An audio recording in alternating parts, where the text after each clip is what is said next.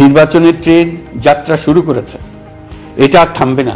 Professor ইউনূসের এই অন্তর্বর্তীকালীন সরকার তার অতি দ্রুত সময়ের মধ্যে প্রয়োজনীয় সংস্কারগুলো করে অবিলম্বে দেশের মানুষের সামনে নির্বাচনের একটা পরিবেশ তৈরি করবেন, নির্বাচনের অবস্থা করবেন, নির্বাচনের মাধ্যমে জনগণের শাসনকে প্রতিষ্ঠা করতে সাহায্য করবেন।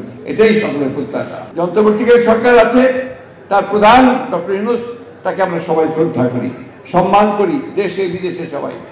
তার উপরে দায়িত্ব অর্পিত হয়েছে যে এই সময়ের মধ্যে, অতি অল্প সময়ের মধ্যে প্রয়োজনীয় সংস্কারগুলো করে দেশের মানুষকে আবার সেই গণতন্ত্রে ফিরে যেতে জানিয়ে আনতে হবে, এবং যে গণতন্ত্রের জন্য তারা সংগ্রাম করেছে, লড়াই করেছে, প্রাণ দিয়েছে। বন্ধুগণ, আওয়ামী লীগ যারা বারবার বাংলাদেশের গণতন্ত্রকে হত্যা করেছে, যারা বারবার এখানে আধিপত্যবাদকে প্রতিষ্ঠিত করতে চেয়েছে, তারা পরাজিত হয়েছে এই দেশের জনগণের কাছে। বন্ধুগণ, চালিত করেছেন সংগ্রামের দিকে, বিজয়ের দিকে।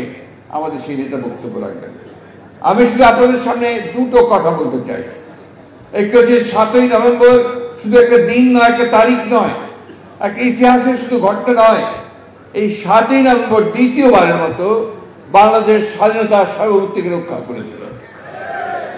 সিপাহী জনতার বিপ্লবের মধ্য দিয়ে পরবর্তীতে বন্দী অবস্থায় আমাদের শহীদ প্রেসিডেন্ট জিয়াউর রহমান সাহেবকে মুক্ত করে তার নেতৃত্বে বাংলাদেশে একটা অভূতপূর্ব বিপ্লবের সূচনা হয়েছিল।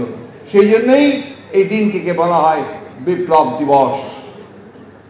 বন্ধুগণ, 7ই নভেম্বরে জাতি একটা নতুন সত্তা পেয়েছিল, তার অস্তিত্ব সে জানতে পেরেছিল।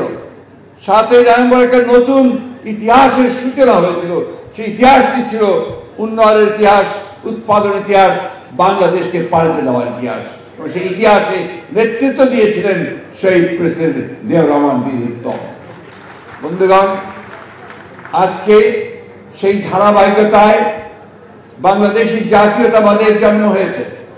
আজকে তারই ধারাবাহিকতায় এই দেশের শহীদ প্রেসিডেন্ট জিয়াউর রহমান একদলীয় ভয়ঙ্কর শাসন ব্যবস্থা, বাকশাল থেকে বহুদলীয় শাসন ব্যবস্থা নিয়ে এসেছিলেন, এবং তিনি অর্থনীতির যে বদ্ধ অর্থনীতি তাকে মুক্ত করে দিয়ে মুক্ত বাজার অর্থনীতির সূচনা সৃষ্টি করেছিলেন। আজকে যে বাংলাদেশ আমরা দেখতে পাই, অনেকেই চিৎকার করে বাংলাদেশে অনেক উন্নতি হয়েছে, তার ভিত্তিতে স্থাপন করেছিলেন শহীদ প্রেসিডেন্ট জিয়াউর রহমান। তিনি গার্মেন্টসের সূচনা করেছিলেন, তিনি বাইরে বিদেশে আমাদের শ্রমিক ভাইকে পাঠানোর সূচনা করেছিলেন। অর্থনীতিতে তিনি একটা অত্যন্ত একটা শৃঙ্খলা সৃষ্টি করে জনগণকে উদ্বুদ্ধ করে একদিকে কৃষিতে, অন্যদিকে শিল্পে তিনি বিপ্লব সূচনা করেছিলেন। বন্ধুরা, এক কথায় স্বল্প কথায় বলে শেষ করা যাবে না।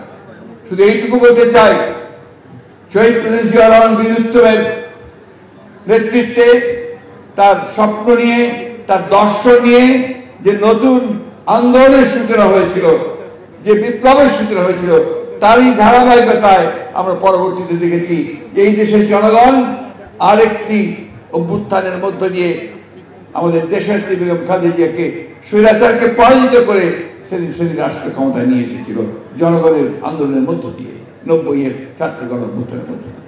তারই ধারাবাহিকতা দেখেছি যখনই বাংলাদেশ আধিপত্যবাদের কবলে পড়ে, এবং আজকে যে আওয়ামী লীগ যারা বারবার বাংলাদেশের গণতন্ত্রকে হত্যা করেছে, যারা বারবার এখানে আধিপত্যবাদকে প্রতিষ্ঠিত করতে চেয়েছে, তারা পরাজিত হয়েছে এই দেশের জনগণের কাছে। বন্ধুগণ, আজকের কথা আমাদের মনে রাখতে হবে,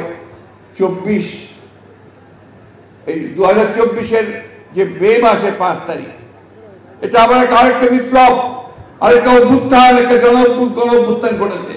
এখানে সমস্ত মানুষ রাস্তায় বেরিয়ে এসেছে জাগরণের মধ্য দিয়ে, এবং সেদিন পরাজিত করেছে তারা এই আধিপত্যবাদের দোসর ফ্যাসিবাদী ফ্যাসিস্ট হাসিনাকে।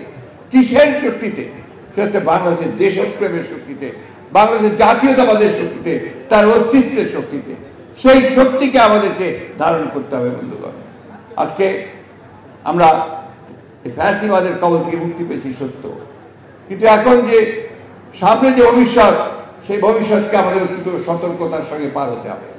আজকে যে ইন্টারিম গভর্নমেন্ট আছে, অন্তর্বর্তীকালীন সরকার আছে, তার প্রধান ডক্টর ইউনূস, তাকে আমরা সবাই শ্রদ্ধা করি, সম্মান করি, দেশে বিদেশে সবাই। তার উপরে দায়িত্ব অর্পিত হয়েছে যে এই সময়ের মধ্যে, অতি অল্প সময়ের মধ্যে প্রয়োজনীয় সংস্কারগুলো করে দেশের মানুষকে আবার সেই গণতন্ত্রে ফিরে যেতে জানিয়ে আনতে হবে, এবং যে গণতন্ত্রের জন্য তারা সংগ্রাম করেছে, লড়াই করেছে, প্রাণ দিয়েছে। বন্ধুগণ, আমরা আশা করব যে প্রফেসর ইউনূসের এই অন্তর্বর্তীকালীন সরকার তার অতি দ্রুত সময়ের মধ্যে প্রয়োজনীয় সংস্কারগুলো করে অবিলম্বে দেশের মানুষের সামনে নির্বাচনের একটা পরিবেশ তৈরি করবেন, নির্বাচনের ব্যবস্থা করবেন, নির্বাচনের মাধ্যমে জনগণের শাসনকে প্রতিষ্ঠা করতে সাহায্য করবেন। এটাই সকলের প্রত্যাশা। সেই জন্য বন্ধুগণ, 7ই নভেম্বরকে স্মরণ করে, অনুসরণ করে, তার চেতনাকে ধারণ করে আপনারা যেমন অতীতে সতর্ক ছিলেন, প্রাণ দিয়েছেন, জান দিয়েছেন, অত্যাচারিত হয়েছেন, নির্যাতিত হয়েছেন, ঠিক একইভাবে আপনারা সবাই ঐক্যবদ্ধ থেকে যে কোনো আধিপত্যবাদের যে চক্রান্ত তাকে রুখে দেবেন, ফ্যাসিস্টদের চক্রান্তকে রুখে দেবেন এবং জনগণের সরকার প্রতিষ্ঠা করবেন। এই আশা নিয়ে, প্রত্যাশা নিয়ে আমাদের নেতা, আমাদের সকলের স্বপ্ন যে আমাদের তরুণ নেতা, যাকে সামনে নিয়ে আমরা এখন এগিয়ে যাচ্ছি, তার নেতৃত্বে আমরা এই যুদ্ধে সফল হব। আমরা স্মরণ করছি আমি আজকে অত্যন্ত শ্রদ্ধার সঙ্গে সেই সমস্ত বীর শহীদদের কথা, যে এই গণতান্ত্রিক আন্দোলনে, বিপ্লবে, গণঅভ্যুত্থানে যারা প্রাণ দিয়েছেন। আমি গভীর শ্রদ্ধা বলে স্মরণ করবো দেশনেত্রী বেগম খালেদা জিয়ার কথা, কারণ তিনি 6 বছর অন্যায়ভাবে কারাগারে তিনি বন্দী থেকে আমাদেরকে অনুপ্রাণিত করেছেন। আমাদের নেতা তারেক রহমান সাহেব বিদেশ থেকে আমাদেরকে অনুপ্রাণিত করেছেন। আসুন আজকের এই 7ই নভেম্বর যে চেতনা, তাকে ধারণ করে আমরা আমাদের স্বাধীনতা সার্বভৌমত্ব রক্ষা করি, আমরা সামনের দিকে যাই, আমরা গণতন্ত্রকে প্রতিষ্ঠা করে আমরা আমাদের দেশকে সুখী সুন্দর বাংলাদেশে পরিণত করি। ধন্যবাদ। আসসালামু আলাইকুম। খোদা হাফেজ। বাংলাদেশ জিন্দাবাদ। আমাদের জাতীয়বাদী দল জিন্দাবাদ। শহীদ জামানত দেশের জিন্দাবাদ। আর প্লিজ এই দাঁড়াও বাবা, একটু দাঁড়াও, দাঁড়াও, এই দাঁড়াও, এই দাঁড়াও, দাঁড়াও। আরেকটা কথা বলে শেষ করবো। আজকে আমাদের সামনে এখন বক্তব্য রাখবেন আমাদের নেতা, আমাদের যিনি পদ দেখাচ্ছেন, আমাদের ভারপ্রাপ্ত চেয়ারম্যান জনাব তারেক রহমান। আমরা তার বক্তব্যের সঙ্গে সঙ্গেই আমাদের এই সবার কাজ শেষ হবে, আমরা সবাই শান্তির মধ্যে, শৃঙ্খলার মধ্যে ঘরে ফিরে যাবেন। আর আপনাদের মনে আছে আগামীকাল 7ই নভেম্বর আমাদের শহীদ প্রেসিডেন্ট জিয়া রহমানের মাজারে আমরা পুষ্প অর্পণ করবো, যা আমরা সেখানে শ্রদ্ধা জানাবো, সেই সময় আমরা এখানে জিয়ারত করবো। আর 8 তারিখে দুঃখিত, 8 তারিখ শুক্রবার বিকাল 2টায় আমাদের র্যালি হবে, সেখানে সবাই উপস্থিত হবেন। এই কথা বলে বক্তব্য শেষ করছি। ইসলাম আলাইকুম।